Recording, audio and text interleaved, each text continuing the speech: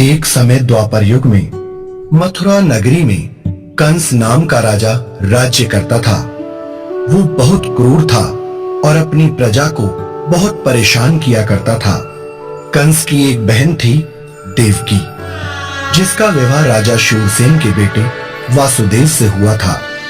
विवाह के बाद जब कंस अपनी बहन देवकी को वासुदेव के साथ विदा कर रहा था, तभी अचानक उसने एक आकाशवाणी सुनी। कंस, तेरे पाप का घड़ा जल्द ही भरने वाला है।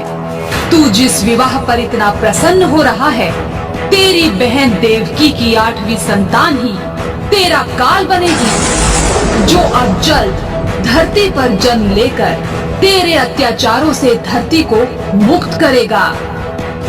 ये कैसी आकाशवाणी है? ये कैसी आकाशवाणी है? कदाचित मैं इतना डरा हुआ क्यों महसूस कर रहा हूँ? कुछ तो करना होगा। आज से देवकी और उसके पति वासुदेव पर पूरी दृष्टि रखनी होगी। क्यों ना वासुदेव और देवकी को बंदी बना लूं और फिर अपने काल को भी मृत्यु के घाट उतार दूंगा। मैं अमर हूँ। मैं इस आकाशवाणी को कभी पूरा नहीं होने दूंगा। फिर क्या था, अत्याचारी कंस ने अपनी बहन देवकी और वासुदेव को कारागार में बंद कर दिया। समय बीतता गया। देवकी ने एक एक कर 6 बच्चों को जन्म दिया। कंस ने देवकी के सभी बच्चों को मार डाला। देवकी और वासुदेव ये सब देखकर बहुत दुखी हुआ करते। उन्होंने कंस से विनती की कि वो उनके बच्चों को उनसे दूर न करे, पर कंस ने उनकी एक न सुनी और 7वीं संतान को भी उनसे दूर करने की धमकी दी। कुछ समय बीता। देवकी अपने 8वें पुत्र को जन्म देने ही वाली थी। अचानक उनकी काल कोठरी तेज रोशनी से चमक उठी। मध्य रात्रि में भगवान कृष्ण देवकी के 8वें पुत्र के रूप में प्रकट हुए। उनका दिव्य तेज इस बात का संकेत था कि अब बुराई के अंत का समय आ गया है। वासुदेव के सभी बंधनों के साथ साथ कारागार के सभी द्वार अपने आप ही खुल गए। सभी पहरेदार गहरी नींद में सो गए। फिर हुई एक और आकाशवाणी। वासुदेव, तुम्हारे इस पुत्र को बचाना बहुत जरूरी है। ये ही कंस के अत्याचारों से तुम्हें मुक्त करेगा। इसलिए अब देर न करो। तुम इस बालक को गोकुल में अपने मित्र नंद को दे आओ और यशोदा की कन्या लाकर देवकी को देना।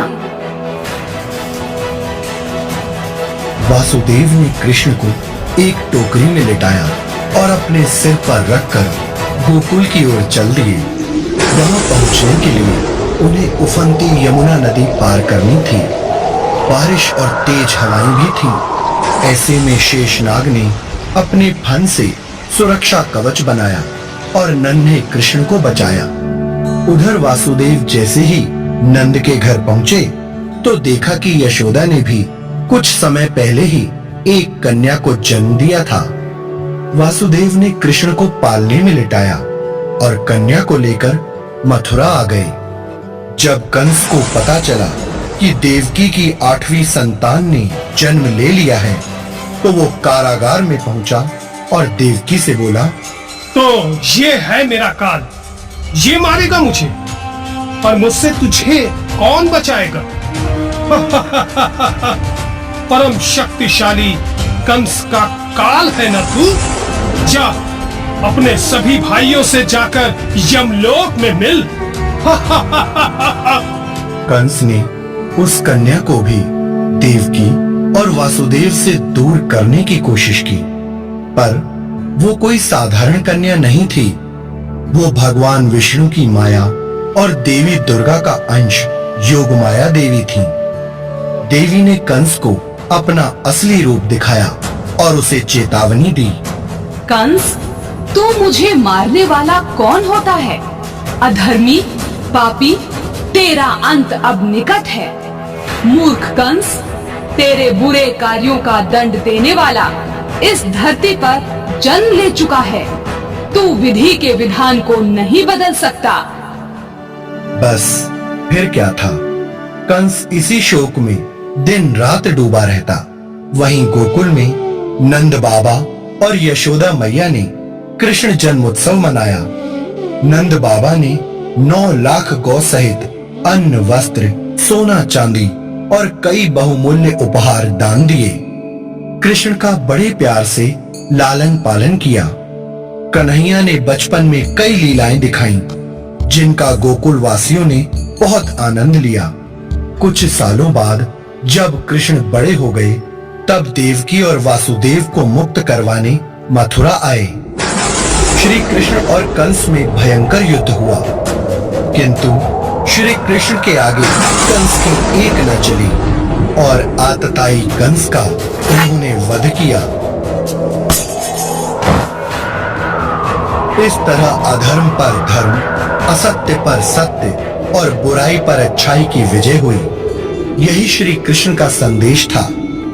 भगवान श्री कृष्ण का अवतरण दिवस हर साल पूरे देश में कृष्ण जन्माष्टमी के रूप में बड़ी धूमधाम से मनाया जाता है। श्री कृष्ण जन्म कथा हमें सिखाती है कि बुराई चाहे कितनी भी शक्तिशाली हो, जीत हमेशा अच्छाई की ही होती है।